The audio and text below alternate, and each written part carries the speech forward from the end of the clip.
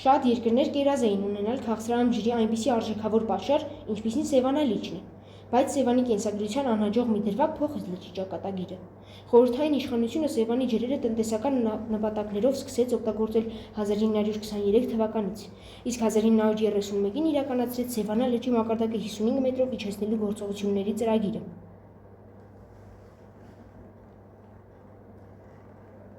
Այդ ժամանակ Սևանի կղզին վերածվեց թերակղզու։ Որոշումից մոտ 20 տարի հետո, երբ ջրի մակարդակը բավականին իջեցվել էր, իշխանությունները հայտարարեցին աշխատանքների դադարեցնելու մասին։ Մակարդակի արհեստական իջեցումը հանգեցրել էր լճի էկոլոգիական հավասարակշռության խախտման, ջրում թթվասնի պակասի, բարձրացել էր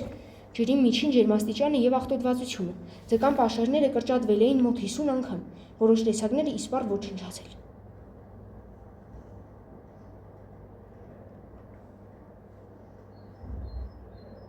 Լիճը փրկելու համար որոշվեց Որոտան և Արփա գետերի ջրերը ուղղել Սևան, կառուցելով Արփա-Սևան թունելը։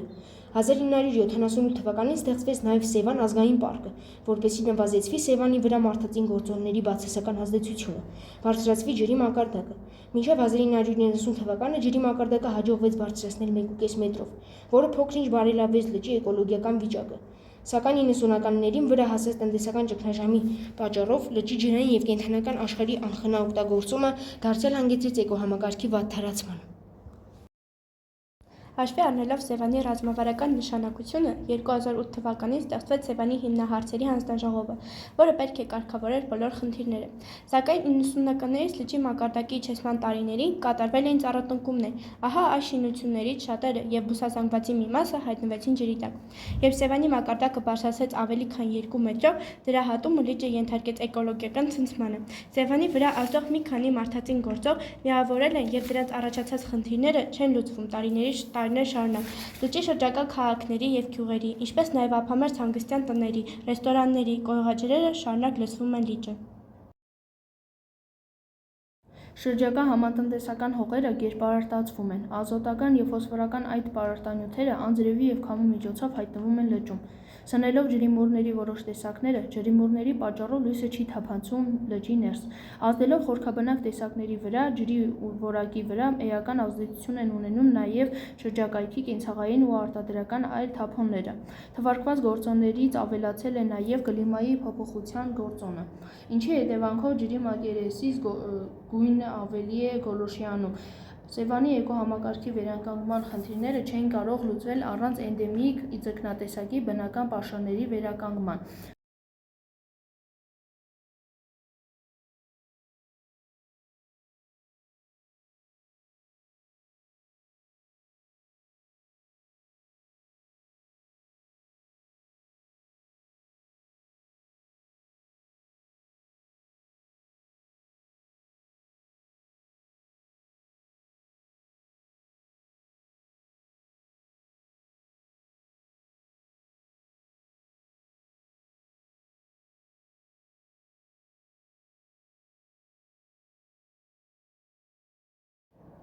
Սևանի իշխանի 4 ենթատեսակներից 3-ը՝ ամառային բախտակը, ձմեռային բախտակը և բոջակն անհետացել են։ Լճում առկա է միայն Եղարքոնի իշխանը։ Մի շարք միջոցառումներով փորձ է արվում մեղմել բացասական ազդեցությունը Սևանի էկոհամակարգի վրա, բայց բավարար արդյունք դեռևս չկա։ Սևանը բնության նվերն է մեր երկրի։ 25 000 տարեկան լիճը մեր երկրի խորհրդանիշն է, ուստի յուրաքանչյուր սերունդ պարտավորություն ունի Սևանը պահպանել և հաջորդել մյուս սերունդներին։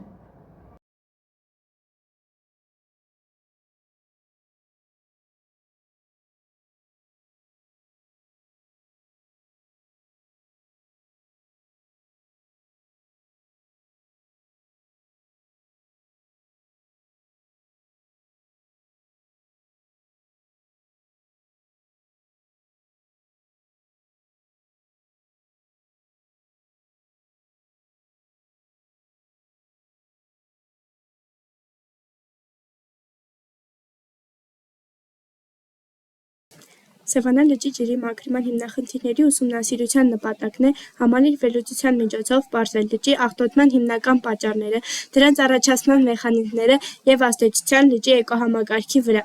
Նախագծի շրջանակներում նախատեսվում է ուսումնասիրել լճի ջրի աղտոտման աղբյուրները, այդ թվում կենցաղային և արդյունաբերական թափոնները, գյուղատնտեսական գործունեության հետևանքները, կլիմայական փոփոխությունների ազդեցությունը, ինչպես նաև անօրինական և ոչ պատշաճ կառավարվող տնտեսական գործունեությունը։ Հիմնվելով այս ուսումնասիրությունների վրա կմշակվեն գիտականորեն հիմնավորված առաջարկներ և լուծումներ, որոնք նպատակաուղղված կլինեն լճի ջրի որակի բարելավմանը և էկոհամակարգի հավասարակշռության վերականգնմանը։ Բացի այդ, նախագծի նպատակն է ոչ միայն տեխնոլոգիական և ինժեներական լուծումների առաջարկը, այլ դրանց կիրառման համար անհրաժեշտ օրենսդրական, կազմակերպչական և հանրային իրազեկման մեխանիզմների մշակումը։ Կարևորում է պետական կառույցների, հասարակական կազմակերպությունների, գիտական հասարակությունների և տեղական համայնքների համագործակցությունը։ Նախագծի հիմնախնդիրներն են աղտոտման աղբյուրների բազմազանություն և անպատշաճ վերահսկում, Սևանա լճի աղտոտման և բազմաթիվ աղբյուրներից ներառյալ կենցաղային, արդյունաբերական և գյուղատնտեսական կեղտաջրերը։ Այս աղբյուրների մի մասը լիճ են թափվում առանց որևէ մաքրման, ինչը խախտում է ջրի կենսաբանական կազմը և նպաստում վնասակար նյութերի կուտակմանը։ Մաքրման կայանների անբավարարությունը կամ ոչ արդյունավետությունը։ Շատ համայնքներ չունեն կենսաբանական կամ մեխանիկական մաքրման կայաններ, կամ եղած կայանները գործում են խափանման կամ անբավարար հզորությամբ։ Դա նշանակում է, որ մեծ քանակությամբ չմաքրված ջրերը անարգել լցվում են լիճ։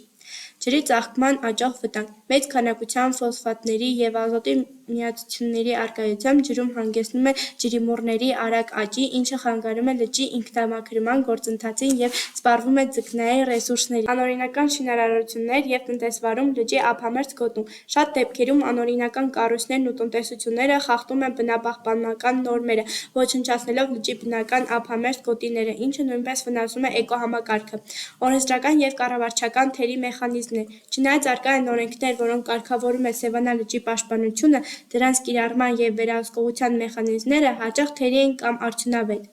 Իրավասու մարմինների միջև ոչ բավարար համագործակցություն։ Պետական, տեղական և գիտական կառույցների միջև երբեմն նկատվում է համագործակցության պակաս, ինչը դժվարացնում է համալիր մոտեցման իրականացումը։ Մարտահրավերներն են տեխնոլոգիական ներդրումների պակաս։ Լճի մաքրման և մոնիթորինգի համար անհրաժեշտ է ժամանակակից սարքավորումների, տեխնոլոգիաների և նորարարական մեթոդների ներդրումը, ինչը պահանջում է զգալի ֆինանսական և գիտական ռեսուրսներ,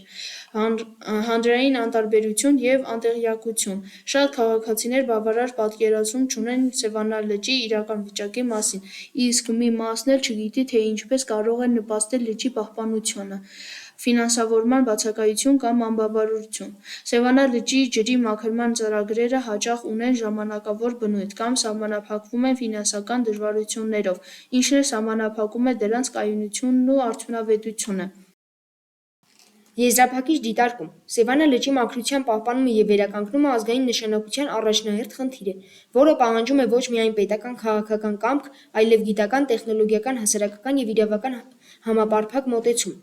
Հիմնախնդիրների խորքային վերլուծության և մարտահրավերների հաղթահարման դժվար կլինի ապահովել լճի էկոլոգիական կայունությունը։ Այս ուղղությամբ տարվող աշխատանքները պետք է լինեն շարունակական, թափանցիկ և հանրության լայն մասնակցությամբ։ Վերջնարդյունք։ Նախագծի իրականացման արդյունքում կստեղծվի համալիր գործողությունների ծրագիր, որը կներառի մի շարք գործնական քայլեր Սևանա լճի ջրի աղտոտման նվազեցման և մաքրման համար։ Նախատեսվում է մշակել և փորձարկել նորարարական մաքրման տեխնոլոգիաներ, որոնցից կարող են լինել կենսաբանական, քիմիական և մեխանիկական մաքրման մեթոդները, ինչպես նաև լճի ջրային ռեսուրսների կառավարման արդիականացված մոդելներ։ Բացի տեխնիկական միջոցառումները, հատուկ ուշադրություն կդարձվի մոնիթորինգի, վերահսկողության համակարգերի ներդրմանը և հասարակության իրազեկմանը։ Այս նախագիծը ոչ միայն տեխնիկական հմտությունների փորձարկում էր, այլև մեր ստեղծագործական մտքի ու թիմային աշխատանքի հաղթանակը։ Մենք քայլ առ քայլ կառուցեցինք մի ռոբոտ, որը որոշ չափով կարող է փոխազդել միջավայրի հետ, կատարել բաց գործողություններ և ծառայել որպես հիմք նորարարությունների հետագա զարգացման համար։ Այս գործընթացը մեզ սովորեցրեց, որ ինժեներական մտածողությունը միայն սխեմաներ ու կոդեր չէ, դա նաև համբերություն է, վերլուծություն, պատասխանատվություն և հնարամտություն։ Մենք համոզվեցինք, որ ռոբոտաշինությունը ապագայի հիմքն է։ Մեր արդեն սկսել ենք այդ լեզվով խոսել։ Այս նախագծի վերջնարդյունքում մենք առաջարկում ենք երկու տեսակի ռոբոտ։ Առաջին տեսակի ռոբոտի վերջնական տեսքը կունենա հետևյալ Իսկ այն կաշխատի կառավարող արևհավաքով, արևային վահանով կստանա էներգիա եւ սենսորներով, ունենա թափոնների հավաքման դույլ, մարդկոցի տուփ ներսում եւ մարդկոց բլոկերի ներսում։ Ռոբոտը իր մեջ կարող է պարունակել սենսորներ, թափոնների տարա, ամբարտիչ բծակ, կրիչներ եւ անուններ, վերջնական տեսքը կլինի սա։